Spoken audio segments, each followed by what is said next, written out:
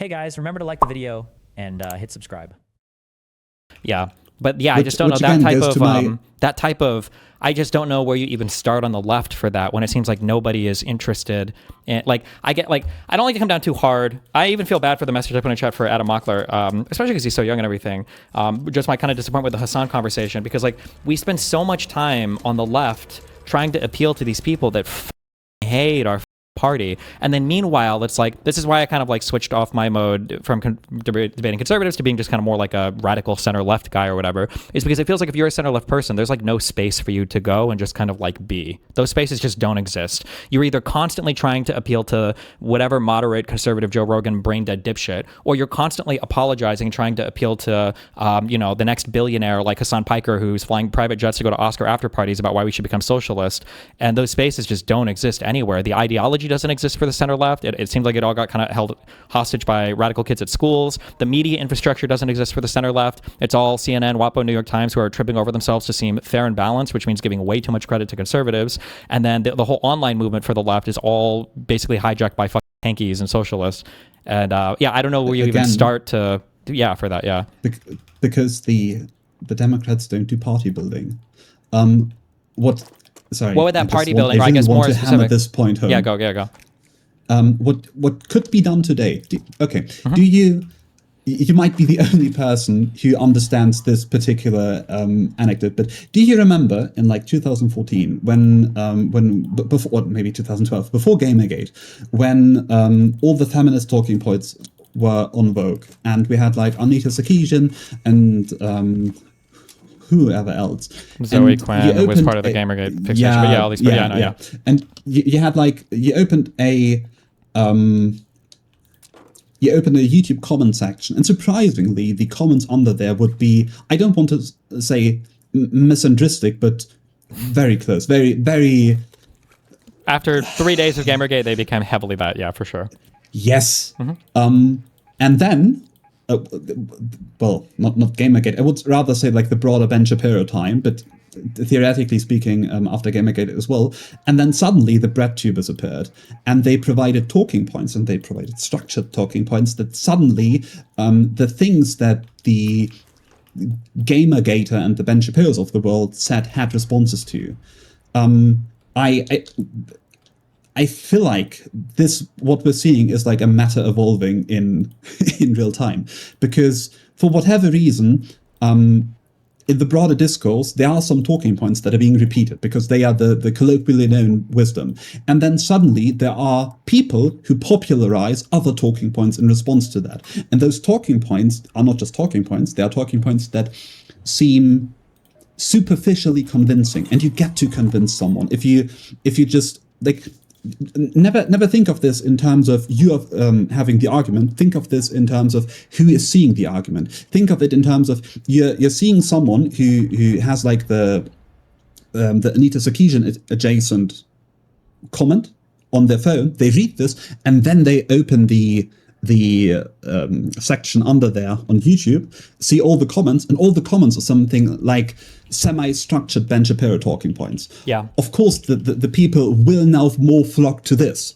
Alternatively, imagine you're under a Ben Shapiro video or adjacent content, and suddenly you see BreadTube adjacent talking points. We're basically moving step by step through these different matters of the most efficient talking point available.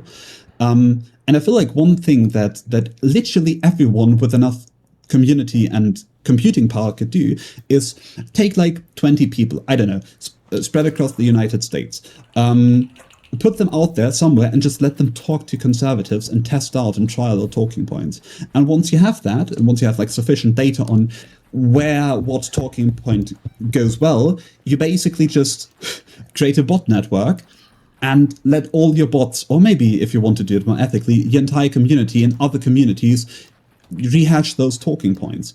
And then you take all the data from those talking points, you look at what kind of talking points got high votes. Maybe take a language model and feed the feedback, the comments after the comments into the language model, and let them evaluate what got more positive and more negative receptions. And you basically keep on refining the talking points and spreading them. I know this isn't necessarily a party building exercise, but it is it is building an apparatus for communicating those talking points efficiently. And within that apparatus, you're essentially already changing the discourse online. And that is a thing that everyone could do right now. I don't disagree with what you're saying. So let me summarize, I think, what would happen kind of like in an ideal world. I think I have to kill this guy. Oh, he tried to kill me first.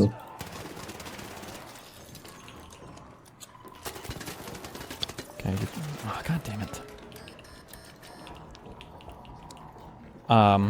He shot me first. That motherfucker's hoping to do this. Shot me first.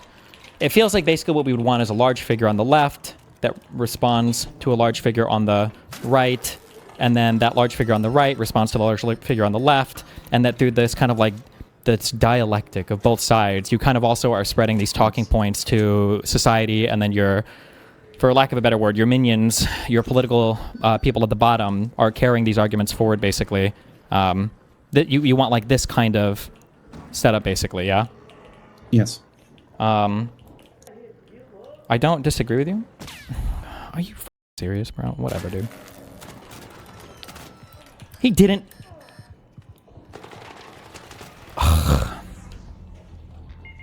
Listen, you can kill me, but this dude shot me first, so you should kill this motherfucker too. I agree that should happen in a perfect world. Why does this not happen? I understand what you're saying as well, because damage down 158, motherfucker. Because this is the reason why I respond to things sometimes, and people get annoyed sometimes on stream because they're like, oh, like, why do you have to talk about justical stuff, or why do you have to talk about this? And it's because, well, when I talk about it, the talking points are out there, and then my people carry those talking points. Those people carry those talking points forward. I guess, I don't disagree with you at all there. It's just really hard to get any type of coalescing of people on the left for stuff like that. Sorry. Go ahead. Sorry, that it doesn't need coalescing. The point is not to create a coalition. The point is to create an instrument, in this case, of propaganda or of party for its own sake. And there needs, it doesn't even need to be public. It could be a company. It could be something. Well, when I say, hold on, I want to push on that. When you say it doesn't need to be like, it doesn't need to be a coalescing, I feel like if talking points begin to emerge against a conservative from a left-leaning person, but other people on the left even begin to attack those talking points, I don't know if they ever carry as much weight or strength. Yeah, go ahead. Maybe. You could find the next best talking points. There's no way, there's no reason not to trial further. We just data analyze them further and create the next best talking points. But more importantly, at the point where people are now attacking things on their talking points, this is where you want to be, because they now don't attack the things on the personal level, they attack it on the substance level that you try to produce with your organization. Well, that's assuming that, I guess you would have to have bots or something carrying forward these talking points, because they can always, I guess you could do it, but another issue you run into is the types of talking points that you want to amplify are going to also depend on your political persuasion going into a comment section. So for instance, let's say somebody says, I think that we should actually have more immigrants into the United States because they help us with our budget and because they contribute well to society or whatever bullshit. Like, let's say that I determine through bots that the best talking point against that is the argument that are race realist arguments against brown people or something, right? Is that, like, if I put that talking point out there, one, a lot of people on the left aren't going to synergize with that talking point, and then two, I might not necessarily even agree with that talking point. That's why you tailor them. You don't. There shouldn't be a. That's in the beginning. I said take 40 people and spread them across the United States, and then you have data from Michigan, you have data from Ohio, you have data from New York, you have data from whatever, and based on those talking points, you can then further stratify those those talking points on comment sections. And some people you push into, I don't know, general YouTube sections. Some but I feel like push into Facebook. Talking points are ultimately always going to be reflective to some extent of a person's underlying political ideology, right? Like, I don't know how you, there are talking points that I would use against the right that a whole host of people on the far left would never pick up just because we don't share the same ideology. So I don't know, how would you bring those people on board with stuff like that? You don't need to. Or what do you mean by those people? Who are those people? Or what do you mean by, I guess, what do you mean by you don't need to? Well, because ultimately the goal of talking points is to get more people to adopt them so that other people are responsive to them, right? imagine ideally you have like a large family. You have like your mother, not like your mother, but like a mother. You have like your uncle. You have like maybe nieces and nephews, and you want to try to convince all of them to, I don't know, to go to Italy as a vacation destination. The arguments that you would use for your nieces and nephews would be different than those who you would use for I agree with you. Uncle. I agree with you there. But in this example, you all want to go to Italy, right? We're taking that for granted that we might not all want to go to the same place. Like the way that I would message on tax policy might be fundamentally different than like a leftist or somebody to the left of me would message on tax policy, or even the policies we want. Yeah. But because it is your organization, you decide. You have like not your organization literally, but you do the organization. You are the person who like wants to see it move into a certain direction, and then you put that into the mission statement. You don't. You're always thinking of bringing that is what I mean. You're always thinking of bringing everyone under the fold, like a big tent party, but it doesn't need to be. It just the Democrats just need, even as a subset of Democrats, organized messaging, parallel institutions, things that bring out their talking points, and those things can be entirely separate. It might be that that we might have a Spanberger coalition, and the Spanberger coalition has different talking points than the Bernie Sanders coalition. Everything that at the end of the day matters is that if we move a step higher, those things are somewhat aligned. I guess I understand what you're saying, or maybe there's one part that I'm not connecting on or not understanding. Is that like, I feel like part of the strength of the talking points that people do is the fact that they get so much collaboration with everybody else in their sphere, like on the right. So like if Bannon says a thing, it's not just Bannon or Breitbart, it's that every other person on the right is willing to line up behind these things. I feel like you could focus group test or whatever public poll test the best talking points ever, but if like half the Democratic Party or half the left or 90% of the online left is always raging against these points, that type of testing or whatever wouldn't matter anyway. It would never be able to carry that far, is the feeling I have. Politics and talking points create their own kind of reality. If you really find good talking points, they will be picked up eventually. And I would say, not like to be overly sycophantic here, but there are some talking points that from you that I've seen in other places. And I feel like there are some talking points that even made it to like the way someone like Newsom is treating himself on social media. Yeah, I don't disagree, but I do agree with that. But I still have the chief complaint that any of the center left people are still constantly waging this war against everything else, against the right, against all the other people on the left, everything else. Yeah. Ideally, what you do is you replicate the Republican strategy. You see who picks up your talking points, and then you try to recruit them into your ecosystem. Yeah, and true. Those who don't are, in the earlier analogy, the PUBG players who are just playing solo. Over time, if you try to party build, you have a party. The other people don't.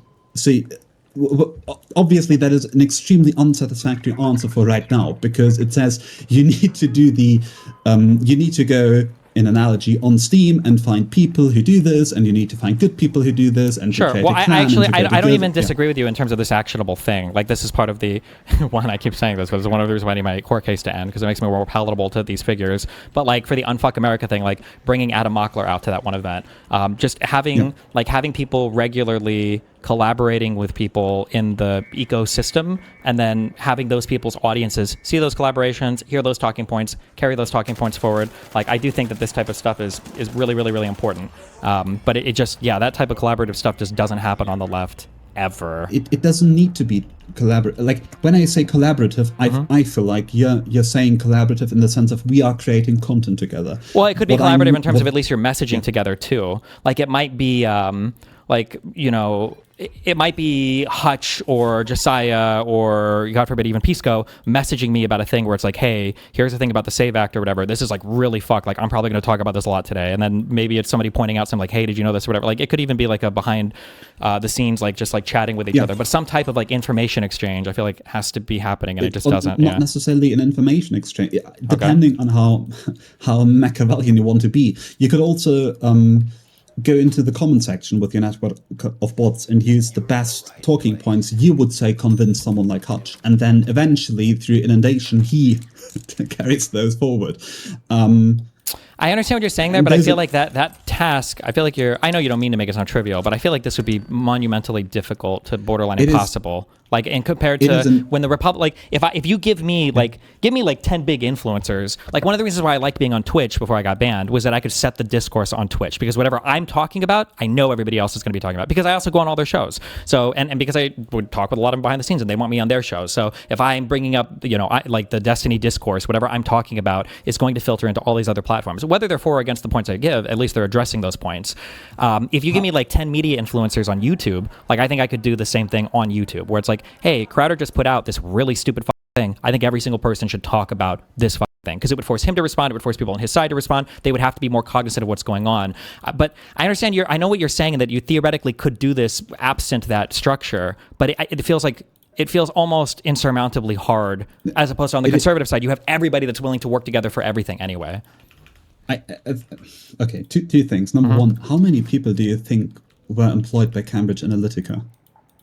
I'm gonna guess How large 5 do you think that to company 10, was? I guess. Yeah, I I'm think only it saying was that. 5. Yeah, sure. Like, at the end of the day, you need like a handful of concerted people who do this, maybe not full time, but like part time, are able to analyze the data, are able to set this up on a large scale, and that's it.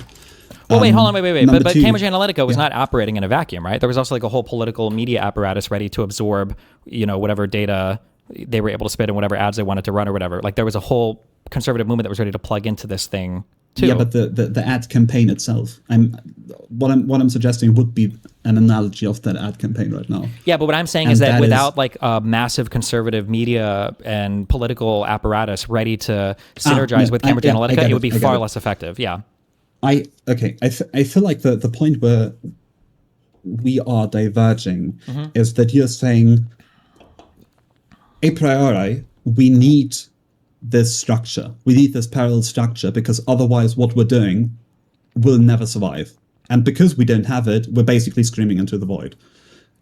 What I'm trying to say is that might be the case right now, but somehow other people managed to create this structure out of nothing in history before. So, of course, it would be nice if we had the structure already in place, but the second best time to build it is now. And then you would be saying, I would imagine, well, we need like a coalescence of those things. We need like to build multiple branches in tandem. And my answer to this, which sorry, I didn't say this earlier. My answer to this would be, that is not how those things have been built historically. The Federalist Society was not built in tandem parallel to the Heritage Foundation. It was not built in tandem parallel to Fox News. All those things were more or less created opportunistically because some people thought they wanted to leverage political power somehow. True. But I would say And that those there's- things had the yeah. benefit of growing or being created in a time where there probably wasn't as fierce competition against the existence of those types of things. Like when they were being created, there wasn't opposing, like they have kind of a sort of first mover advantage. They weren't being opposed necessarily by other organizations of the same type, I want to say too, absolutely, but- because I understand what real quick, because you're kind of claiming, and I kind of am, I don't mean to sound defeatist about this, I don't mean to do this, but you're basically saying, I'm saying that a priori, you need two things to exist, and those two things, in order to exist independently, need the other thing to exist a priori, so I'm like circling the drain and saying that it's impossibility. Yeah, exactly. I don't disagree that that's the feeling of what I'm saying. You're just not hearing me. You're wrong. No, I'm just kidding. I guess what I'm thinking is I wouldn't be opposed to somebody doing the thing that you're saying. I think that I talk about the collaborative side and the influencer side, and then maybe even like the on the ground political stuff, like kind of like canvassing side, because those are the things that I can kind of more. That's what my strong suits are kind of leaning towards. But I do think that whatever comes up, like it doesn't necessarily need to be collaborative, or it doesn't need to have other people on board, but I do feel like any of these things coming up in the current environment will just get killed in the crib, like I feel like Chorus kind of did, Okay. yeah, in terms of like where all the other far left people, as soon as they get a whiff of any of this, are going to go ape shit over it. Yeah. You, me, and perhaps sorry, that is not like purely hypothetical. I don't want to sound like I'm suggesting anything. You, me, and perhaps 3 other people could like create a company. Or not just a company, but just like a loose structure of what I just suggested. Then like 20 people or 40 people out of your community are being asked to try those things. This is being analyzed, and then we do this. At what point could like other content creators intercept this, as long as we don't publicly market it as such. At what point could other... Oh, so you're talking about like figuring out the talking points. I guess I'm just curious if those talking points can emerge online, or if those talking points have to come from other creators. Or when I say creators, I could mean like lawmakers as well. Like, do you think the right... Like, I feel like the right gets their marching orders kind of sort of top-down-ish. So like when the right is testing their things, like the closest I can think of to the right testing a talking point is when somebody leaks something to the media and then they get like feedback on it, and then they decide whether or not they want to make this the real policy or not.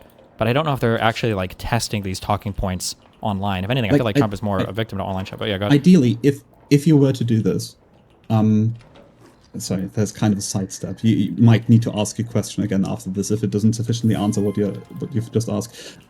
Ideally, you would let's just take you as an example, not because I'm trying to tell you to do something, just as an example. You could do this, and then just do debates. And eventually, perhaps you'll find someone at the Clinton Foundation or at the Obama Foundation or just somewhere where you have an entry point into the Democratic Party, similar to how Steve Bannon did it. And at this point, all you have to do is convince them of the necessity of what you're doing and align yourself with the Democratic Party. There is no point there where someone online could say, oh,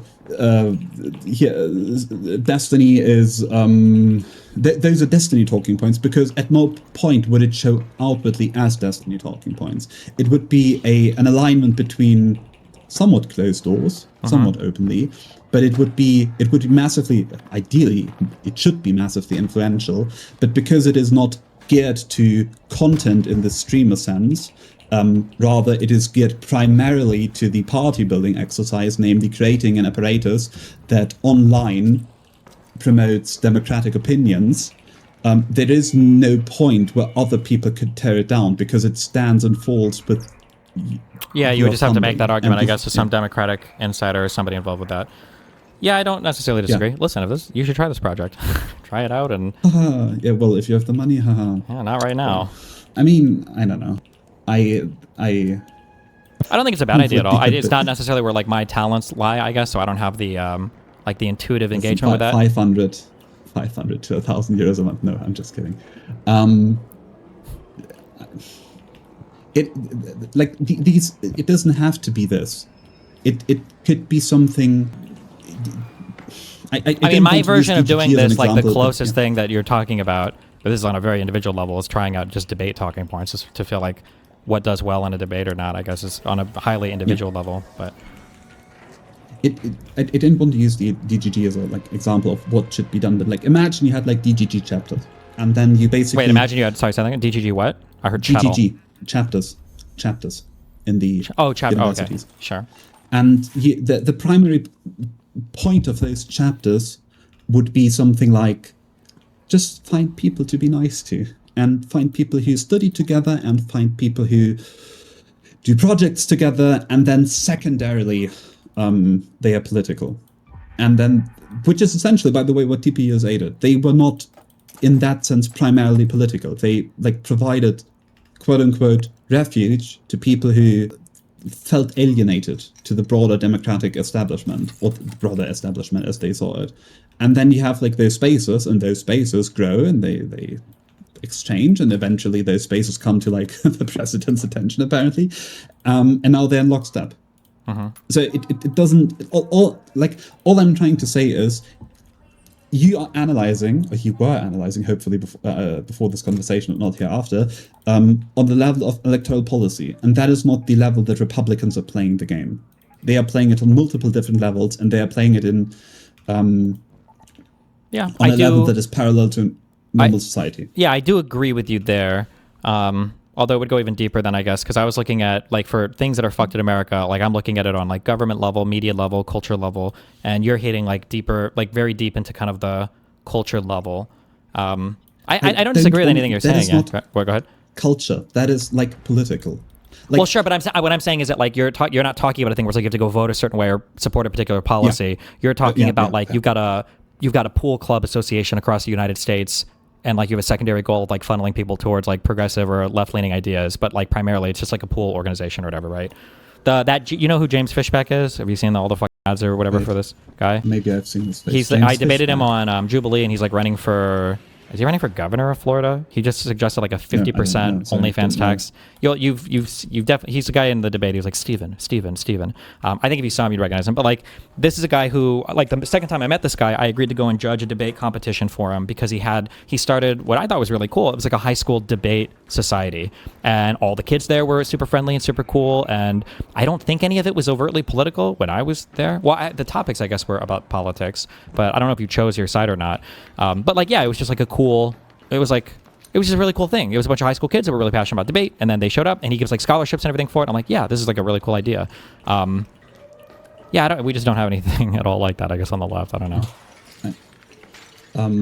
But stuff like that would be the type of stuff that's like quote unquote like culture, I guess. That when I say culture, that's what I mean to be stuff like that. Yeah, but you mean like those sorts of things, yeah. That is entirely fine. I feel like maybe post like Vyvanse, I can convince this, but you have this. You need to understand why Trump exists the way he does. Like, what is the you read, at least in part, The Coming of the Third Reich, and I feel like Evans creates a really good story of what were the necessary conditions that focused or that caused Hitler to rise. And one very important condition was the role of the military, because the military basically worked as a state in the state. And they created their parallel society, they created their parallel structures, and Hitler was more or less able to hijack this parallel society and not to be beholden to any kind of institutional power, because he had the military support. When Hitler did his Bürholputsch, I think is the correct term in English. Sure. Push, whatever, yeah.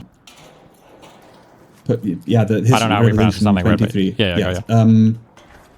The military marched. Initially the military did not want to march on him because they said, I think paraphrasing, soldiers don't shoot soldiers. Die Wehrmacht schießt nicht auf Soldaten. Something like this. Implying that because Hitler was part of their structure, or like the people who were part of Hitler's structure were also part of the military, therefore they were above the institutional law. Those are like the structures that need to be created.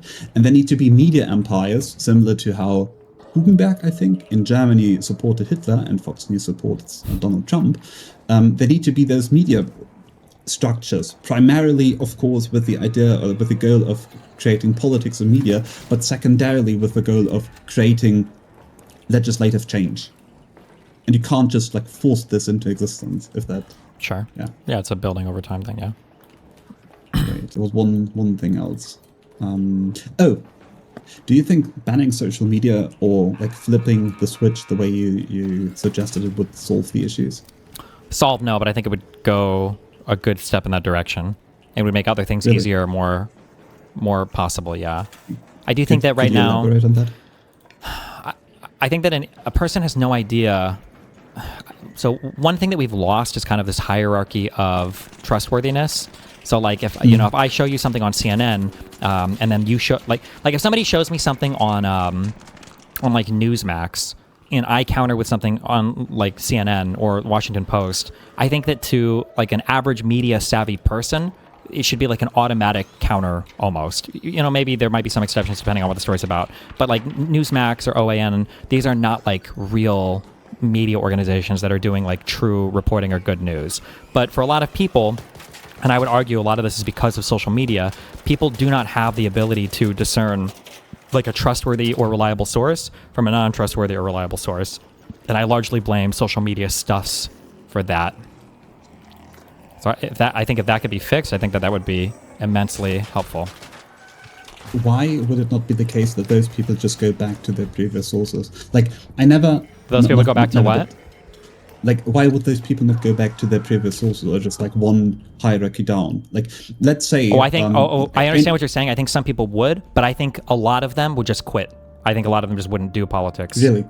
anymore. Yeah. So like if you got rid of Joe Rogan, you're saying, so your counter to what I'm saying is you're saying, oh, so if you get rid of Joe Rogan, you think those people are all of a sudden going to become informed media people, or you think they're just going to go listen to like the next dumb media source, go back to Fox News or whatever?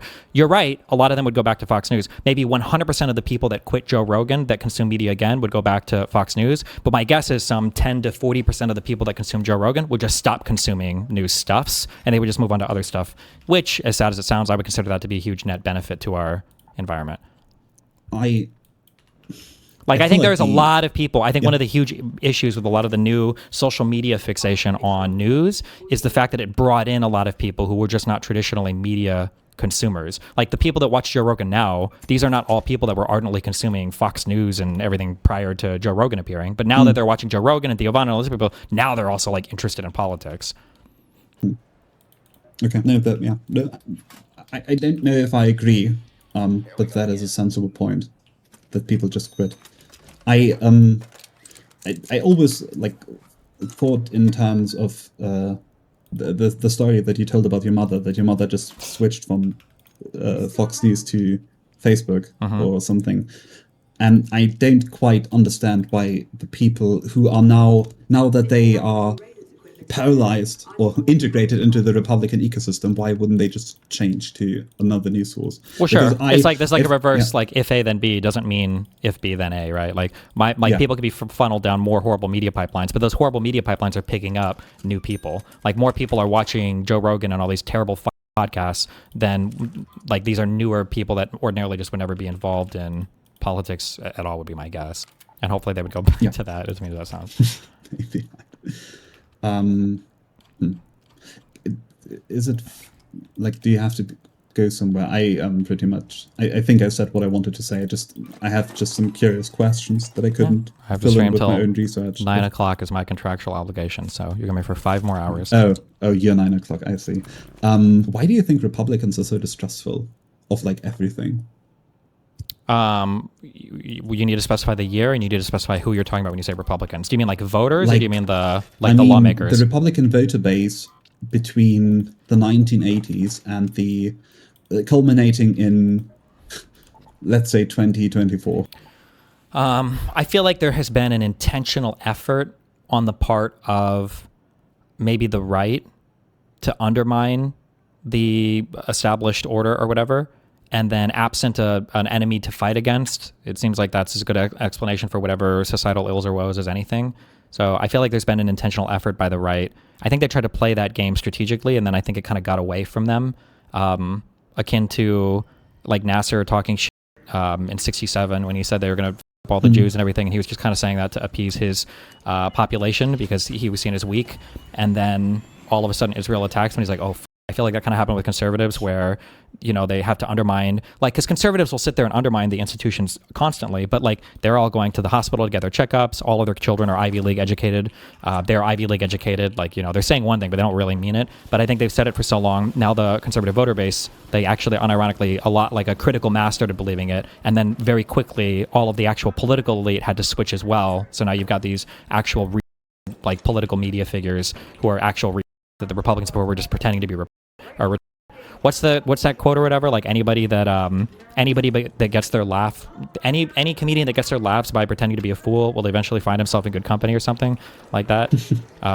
Yeah, basically that's how I feel. Yeah, so basically like they kind of manifested it. Basically, yeah. The behavior. Yeah. Okay. Like if you listen to like Rush Limbaugh and all these people, these were like elites of society. But like Rush Limbaugh and all those guys would constantly talk about how like the Dems want to use the government to control your life, and the government and the government and the government and the government, and they would say these things. And like I don't really know if they super 1 trillion% believe these things as hardcore as they pretended to. But now like people like really do believe these things, such that like I haven't looked it up, but even without looking it up, my guess is that when Rush Limbaugh got cancer, he probably walked his ass to the doctor immediately without question, is my guess. But then you have people like Scott Adams who actually ate the horse paste for a month or two and then died like so I don't think that would have happened in the past with conservative elites. But now like when I say elites, I guess I just mean the heads of the party, but now like the conservative heads of the party are actually yeah.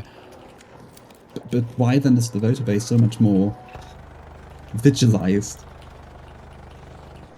Like why are they so much more on board with being Yeah. because like, I think that I'm gonna die. Yeah. I deserve to die. I think we all. Safe pocket in my mind.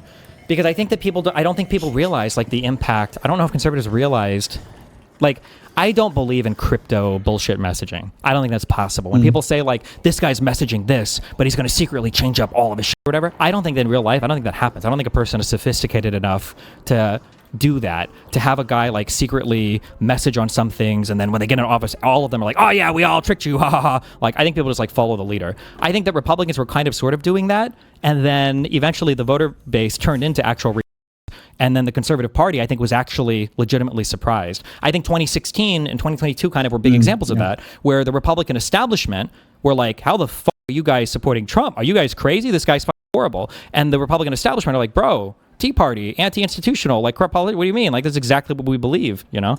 A personal example of this personal cultural thing is I know so many conservative women that have grown up to be basically like fiercely feminist. They wouldn't call themselves that. And almost universally, all of their parents end up being really disappointed because they're like, why don't you have a husband at 21? Why don't you have children yet? Or like, where's your like kind of traditional life? But like all of these girls, when they were growing up in these conservative households, all of their moms were constantly telling them, get a job, you go to school, get a job, get educated. You don't want to rely on a man for anything. You don't want to be a slave to some loser guy. And then when they grow up that way, then their parents are like, wait, why aren't you like super trad conned out? Where are all these weird, independent, feminist, whatever bullshit ideas coming from? Yeah. But I just don't think they realize like what they're selling to them. Yeah, go ahead.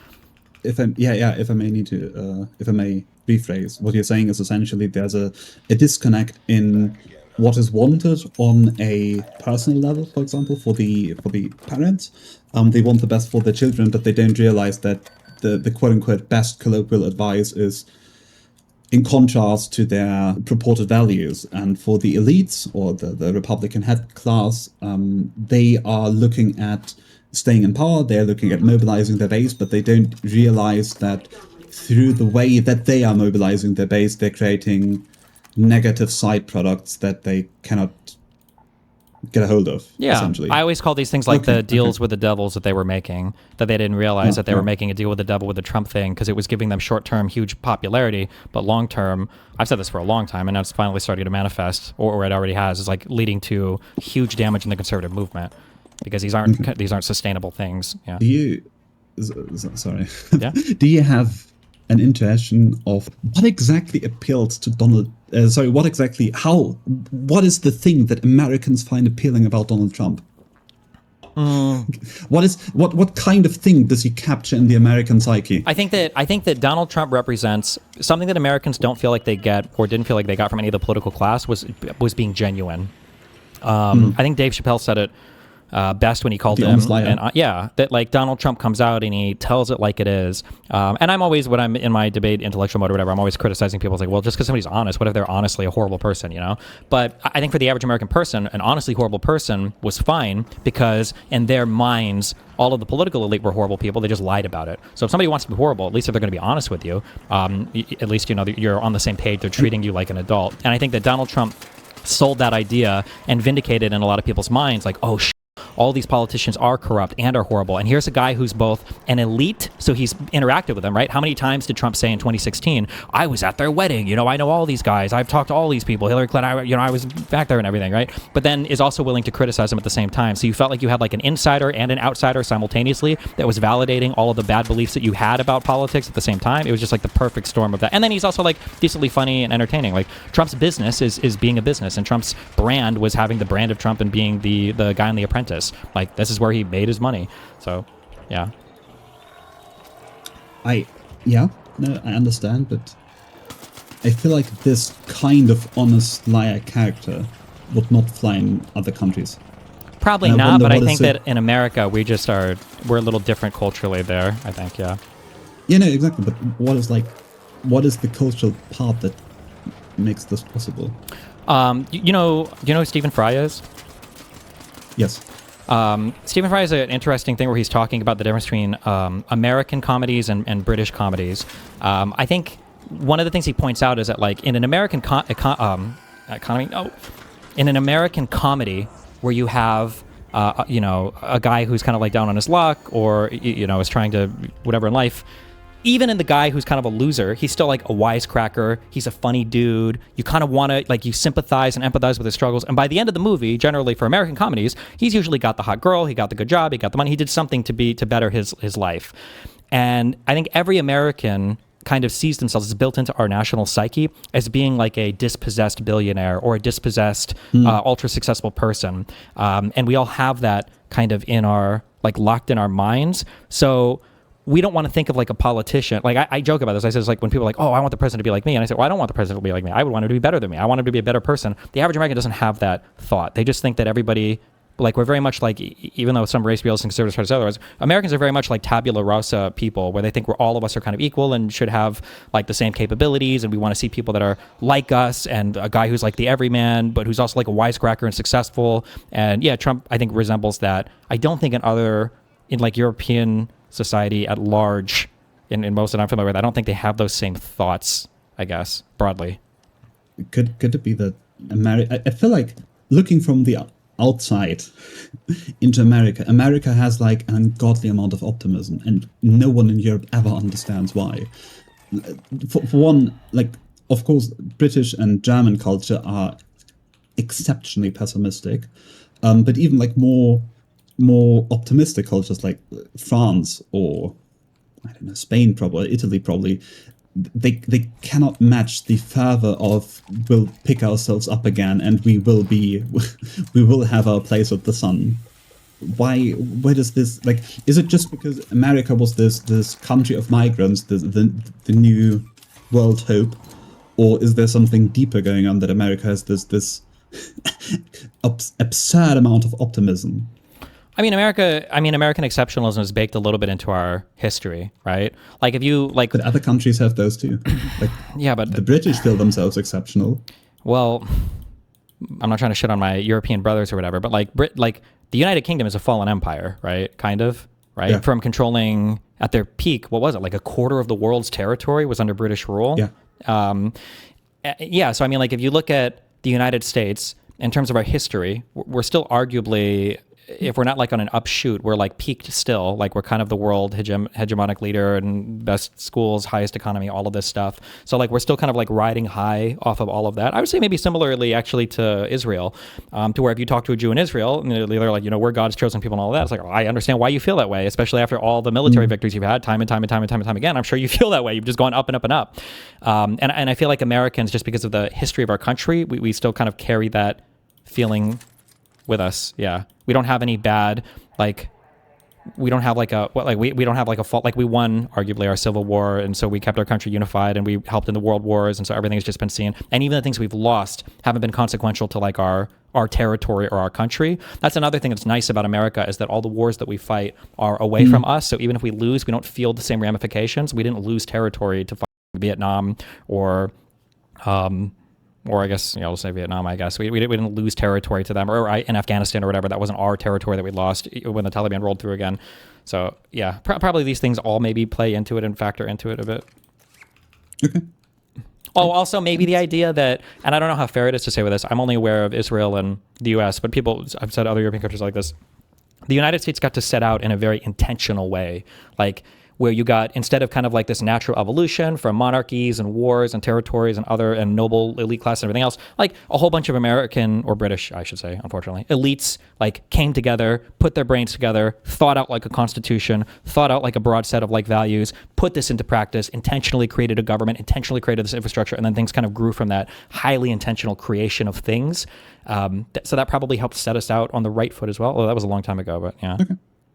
That's my guess. No, totally fair. I don't have the answer. I spoke with a friend from New York about this like the other day, because it is a bit strange looking again from the outside in and seeing Trump and seeing this insane distaste for him in every kind of way in Europe, but then at the same time seeing this fervor inside of America.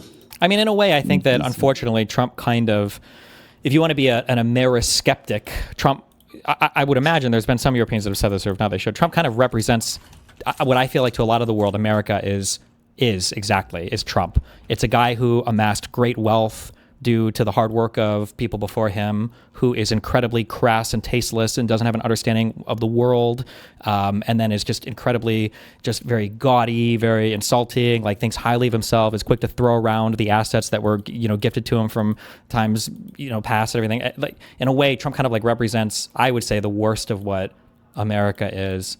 But I guess to some people who view, the idea that anybody could become super wealthy, or even though he came from wealth or whatever. I don't know. In a way, I think Trump kind of embodies the worst traits of America. But depending on how you look at it, the worst traits of a thing can be the best traits of it, like toxic masculinity. Like a guy who beats the shit out of everybody. Some people are like, oh, that guy's super fucking cool, and other people are like, oh, that's kind of weird.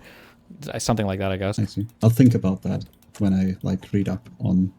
Sure. There's a ton of analyses of U.S. culture and why America. I'm sure there are probably way better answers. That's just my it's hard to read those because I feel like those are American centric, and those are always focused in the thing that I said in the beginning. I feel like is the most truest part to analyze this issue.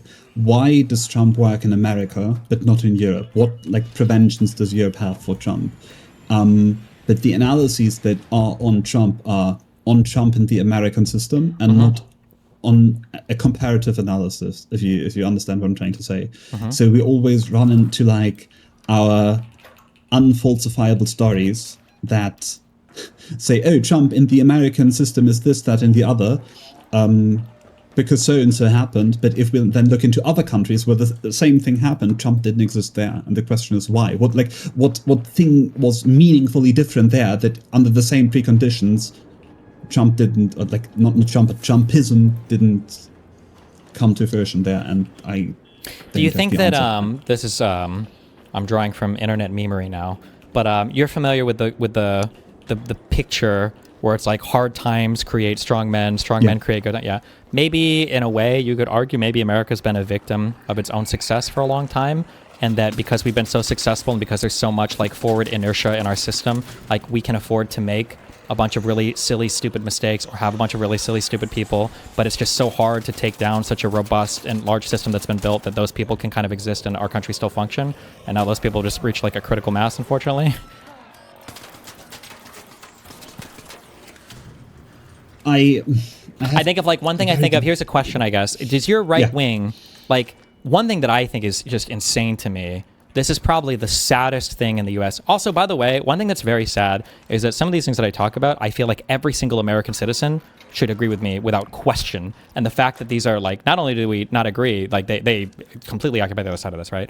So one thing our right wing has done for a long time, now I don't think they felt this, but they outwardly said it, is they attacked the concept of education, of higher learning, which is unbelievable to me. That was not always the case. Not in the United States, maybe not, but I know the past 30 years, the idea of the Ivy League, your Ivy Towers or whatever. Rush Limbaugh used to say this shit all the time. Michael Savage, this idea of appealing to the everyman and being a non-educated person, that is manifested now in Donald Trump attacking what should just be no-brainer American sources of pride. That no matter who you are, no matter where you are in the world, if I say Harvard or Yale or Columbia, these are schools where everybody in the world is fuck America, but yeah, obviously I'm not gonna say these are bad schools. But now in the United States, we attack these things. Donald Trump has attacked these things.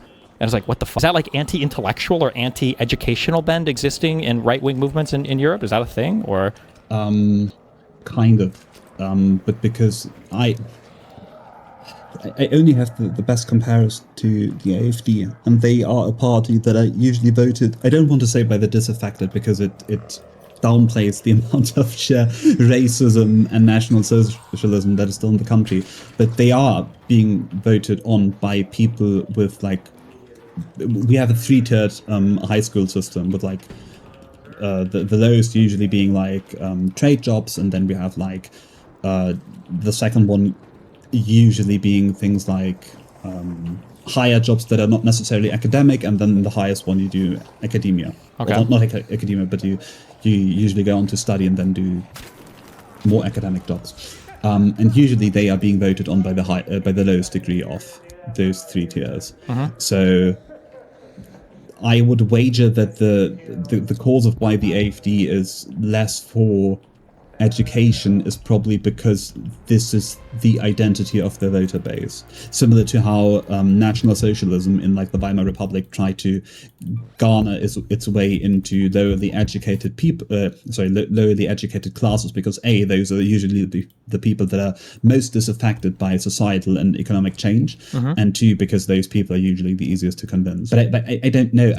I've read a paper yesterday in preparation for this that claimed that it was once common that the GOP was the party of the white, affluent college graduates. And I didn't really dive deeper into this, but I don't, as far as I understand, the GOP used to be the party of the white college graduates, and I don't know why this changed. And probably before my time, before you. Well, because they went so far in that appealing to like the working class or trying to, or the culture war stuff, that eventually they became like the caricaturized versions of things that they attacked. Yeah, but I don't like the unfalsifiability. You're right. I hate the historical counterfactual, because like we can go back and we can try to say like this is why, but who knows? Maybe there was like an All in the Family episode that just brain rotted a lot of conservatives, and we just don't even realize it. Yeah, I don't know. True. The thing is, you can falsify those things. You just have to do comparative analyses. You have to actually look at the preconditions and how those preconditions were similar across different countries. Yeah, it's really hard because there's like so many conditions from one society to the next to try to figure out like what was similar and what was different, and was it similar enough to say that this thing wouldn't have worked or would have worked? You know what I mean? I'm not saying it's impossible to do. Yeah. It's very, very, very, very, very challenging. Yeah. You just have to read the papers that do that. I agree technically with you. It is challenging, but like those analyses exist. And so I feel like a few days back you said something to the effect of you just have to read the primary source material, and like that is it. You just, why the fuck are you asking me these questions then? You tell us the answer then, motherfucker. I don't know. I am I'm doing so many things. There are only so many. Listen, if you want me to read those and give you like a synthesized version, give me like, I don't know, 500 euros a month, and I'll prepare it for you. Okay, I'll think about it. I'll write you 40 pages every month, or maybe every 2 weeks. Join the pragmatic papers. Okay. Yeah. No, I just don't have the time right now, sadly. No, one of the big things that I wanted to convince you, and I hopefully have convinced you, is you need to understand what the Republican establishment outside of the GOP is, what it does, and how it caused Donald Trump to rise. And this starts like the war on the media. Lichtman said this: the war on the media is not new. It started with Nixon. Nixon's attack on ABC News and the consorts is where the Republican anti-whatever campaign began. And if you always look at the current symptom, you will never be able to derive a solution that is actually moving the country into a proper way. Yeah, I agree with that, yeah. Or don't, maybe you can't change it either. Maybe we're just on the inevitable. Sorry. No, history's not inevitable. Speaking. Of course we can figure something out. Yeah, of course, an American says it is not inevitable. Well, because we are the changers of history, so maybe for you guys it's inevitable, but just because we're the ones. No, I'm just kidding. You're changing the gas prices. That is what you're changing. I hope you guys start working together more against, man, I'm looking for this tit for tat anywhere. European leaders need to stop cucking out to the US, although maybe they're kind of finally doing it on this. I really don't want to be pessimistic. I don't think this will ever work. What? I know, like, this big European integration superpower, this will never, I think it will never work, at least not in the next 20 years or in the next 30 years. I know, like, it is easy for an American to say this. No, I don't. I agree. I don't think it would work. I think that's a Russian talking point. I think that it's explicitly to undermine the take I've always given on this. The very short and simple one is that the U.S. ruling you guys is just, it's really nice to work as a proxy because we're so far away from you, and all of you can kind of begrudgingly follow us easily. Whereas, I feel like from European Union people, if I'm reading, some article or whatever, somebody grumbling about superstructures, I'm more likely to hear discontent with like Brussels than I am, with what did the White House say in DC. And yeah, I don't know, like one European country leading the continent. You guys just have so much history and bad blood and good blood and everything else. Is like, I don't know. I don't think that not necessarily bad blood or good blood. There is, of course, there's a term in German who describes this. And by term, you mean Schicksalsgemeinschaft. 3 words that are smashed together. Yeah. Sorry, what is the term? 2 words. Okay. 2 words. Schicksalsgemeinschaft, which would translate to something like a group of people, a society of people who share a fate. Okay. For whatever reason, the United States is such a thing. You share a fate in the sense of that if, I don't know, if the, at least in the past, if the states at the coast were to decide, or the one coast were to decide that there needs to be a radical change in the way the system works, or maybe we need to go to war with Germany, as in the Second World War, suddenly the entire country is behind it. You might not like it, but you will do it. Imagine you're in the position of a German soldier, or German person in general, and France suddenly has an issue with its military somewhere in Africa. And now, because we have a European army, German military goes to Africa and supports or pushes down the insurrection there. That is unthinkable. Sure. But it is because we don't feel, not just in that, we don't feel responsible for what France does. So whatever European community there could be, it needs to be a community that has to align on those points, and that is just impossible, least because of the different economic systems. Like, one point, but sorry, I'm rambling again, but we try to take Russian assets, unfreeze them, and use those Russian assets to fund the Ukraine war. Yeah. This was not possible because of the way credit works across different kinds of countries. It is very easy for Germany to do something and to Kreditwürdigkeit. Sorry. What? The credit score. I think it is credit score. Like, it's very easy for Germany to just unfreeze assets and reduce their international credit score, because Germany has not spent a single euro in the last 15 years. So they have a very high credit score. But for someone like Italy or for someone like France, it is basically bordering on a national crisis to do this. So we can't just go there as a European community to do this, because the financial situation that would allow something for this to happen in Germany is so remarkably different to the financial situation that would disallow something like this to happen in France or in Italy.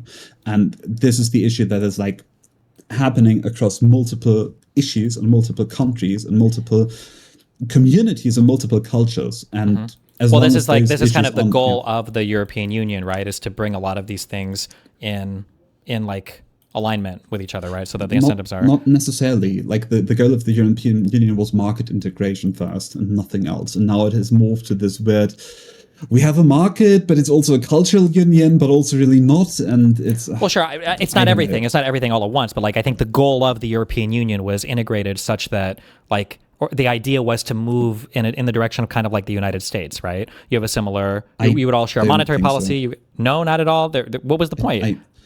I think financial integration. I feel financial integration is part of being bought into each other's things now. Yeah. If you feel like this, probably. As far as I understand, it was intended to stop in financial integration, in integrating Germany with France and the United Kingdom and so on, with the explicit purpose of making it mutually assured destruction should they fight again, because the markets are not combined and they can't war. You can't war against the market that you are in. Sure, that's part of it, but I mean that plays into the thing that you were talking about. For instance, let's say that there were some French troops or there were some French territory. Let's assume we're back in the imperial days, and France owned some colony that was. France still has territory in Africa. Sure, but who cares? No one cares. It's not relevant anymore. But let's assume that it's a place that's heavily generating oil, and there's an uprising there. Well, if all of your markets are so heavily integrated with each other, maybe now it's not unfathomable. I literally dude, the save to desktop. I'm not save's coming. Stop. Let's say that you literally, if there was some uprising there, now you'd be a little bit more bought in. You'd feel like your destinies are more intertwined there. So there'd be a higher incentive to do it. I'm pretty sure the European Union, the goal was greater integration between all these countries, not just market, but some kind of commonality of Well, no, actually, I guess Yeah, but- trade and currency and central banking and everything. but not cultural integration the way the United States. Like Maybe not 100%, but I would say that like the ability to travel from one place to the other, like unencumbered or uninhibited, But like let me- that helps. No, I asked again a friend in New York if she felt connected to California, and the answer was yes, and that is unfathomable. Wait, if to what? me, Say that again. because If what? I asked a friend in New York if she felt connected to California, because those are like, as far as I understand, the farthest point apart. Sure, of And course. That is, yeah, unfathomable to the European mind. You don't feel connected. Like, primarily, you feel mostly connected to your, well, you used to feel connected to your city. Nowadays, you probably feel more connected to your state in Germany, and then you feel connected to your identity as, well, maybe the identity within the states between it, but then you feel connected to your identity as German. You don't feel European. You feel like a part of Germany and a part of the culture that. Yeah, but I mean, like these things in some ways can kind of sort of change over time. No, like, do you guys No, of feel? course. Do you feel connected to? This might be like. Is Western Prussia? Germany doesn't have all of Prussia today, right? Isn't like some of it in Western No. Poland? Yeah. Yeah, so like, do you feel culturally connected, like to your Western Polish brethren? Like, probably not, right? No, like countries can change, literally borders. Everyone was purged from that. Good. Well, fuck So them. there- Well, there maybe is that's no what you one- guys need to fuck you then. Okay, I don't know who was left or not. Okay, fine, fuck you. I mean, Yeah, sorry, I the agree. Germans were purged after the Second World War. Sure, sorry. after well, yeah, from a lot of places, I guess. Yeah. Okay, yeah. I don't know what we're disagreeing on or what the source of this was. Even Austria, and like never call an Austrian a German. They don't feel like this. The time for this has passed. In the past, after the First World War, there was a push in Austria to become part of the new German Reich. That time has passed. Austria has now its own identity, and it is extremely difficult to put these things once they've split apart back together. Sure. Do you think? Wait, real quick. How old are you? 26. Okay. So I guess it's harder then because you're a little younger, I guess. But like my understanding is, and I've only seen bullshit polls or whatever, so maybe this isn't that true. My understanding is that like if you were to ask somebody in their 40s or 50s, 60s, do you feel more like a member of like the European Union or like of France or Germany, whatever else? Like they're always going to identify more strongly with their country. But as you get younger and younger, people are a little bit more, I'm not trying to do the full global homo citizens of the world thing, but they kind of are more like, oh yeah, like I'm a member of the European Union and I don't identify as strongly with my country as like my forefathers did. Do you think there's any truth to that, or do you think that's just totally not true at all? I have not yet observed anything to this effect. Like, there is still, like, I remember in school that my school years were like 14 years perhaps ago, and I still remember that 14 years ago people were making fun of French people, and even teachers were making fun of French people. I agree that France and Germany on a political level are really intertwined, and that is a good thing, but like culturally they are extremely far apart. Sure. I don't want to drill too hard on your example but I mean, like, because I was going to say, like, you can make fun of people, but still feel like people in California will make fun of people. And what? Yeah, you will probably make the Arab argument, like my cousin. Oh, sure. Basically, yeah. They're like, yeah, Americans make fun of other Americans, but when Europeans are present, we're all Americans or whatever. Yeah, sure. I mean, I feel like this has happened more in response to you, the Americans changing, that there's a greater push. But I don't know. I would say the imperative again. Just like in the conversation, what, in my opinion, needs to happen is that different countries that have a similar culture should move towards greater integration and build integration for the sake of integration, not on a European basis. Like, I feel like there is Great Britain and Germany have extraordinarily similar cultures. We are both massively pessimistic. We have both very similar outlooks on the world. We both were once great powers that, for whatever reason, fancy themselves. The countries are majority white, in whatever white means. We both value order. We both value queuing, for whatever reason. Those countries could integrate, and those countries could build a greater country and build greater economic strength. But this will just not happen because the political will is not there. But this is what needs to happen for like an European integration, because there will never be similar to how Democrats will never like create those structures from the top down. There will never be a European top-down creation. It will always be some countries feel close to another, and then they align, and then suddenly they create greater wholes, and those then ideally flourish to even greater parts and integrate more and more. Does that make sense? I understand what you're saying, but it can't be impossible to become more unified as a continent. No, right? I'm not saying that it is, but I'm saying there's a lot that of on work. the current trajectory. Yeah. Like there is, I just feel like the political will is not there, and I feel like I don't know why our politicians are the way they are, but they are not good. They are currently not advancing us into a better future. And by our politicians, I mean the conservative Sure. party in Germany. Well, because I think it no, feels but- like there's still like a general split between whether or not you want to be more globalized versus more like in your own countries. Like I feel like the right wing across the world right now is kind of on a more isolationist, more autarky I don't bend. think so. You don't think so? I think that is a very American perception. I would say it's just not an issue in the countries. You don't like think like Brexit- Euroscepticism isn't a somewhat of a driver of like, I mean, you would say for the AfD or whatever in Germany at all, or you think not even close, or? Not anymore. I think the Brexit was the vaccine against Euroscepticism in Europe. You think that like, so if you were to poll the average AfD person, they would have largely favorable opinions about the European Union or greater integration with the European Union? Like I don't. I think they would, if you were to explicitly ask an AfD voter, eventually they would probably tell you that they want to remove themselves from Brussels. But I don't think if the AfD were to come into power, this would be the big part of what they want to do. Sure. Just because I think the political leaders have probably realized the economic ramifications are going to be so bad, but it's still stuff that would probably play well with voters, would be my guess. But yeah, but I don't know. The AfD if the AfD ever comes to power, we'll probably start a war with France or Poland, or like you have no conceptualization of how bad the AfD is. Whatever you think is happening in the United States is like 100 times worse than the AfD. The AfD is so bad that the Italian not National Front.